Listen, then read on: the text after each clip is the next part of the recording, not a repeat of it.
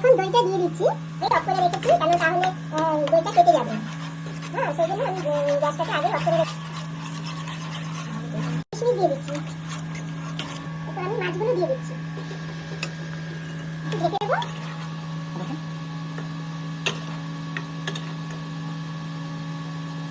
এবার আমি মাছটা ঢেকে দিচ্ছি, 5 মিনিট রাখবো, তারপরে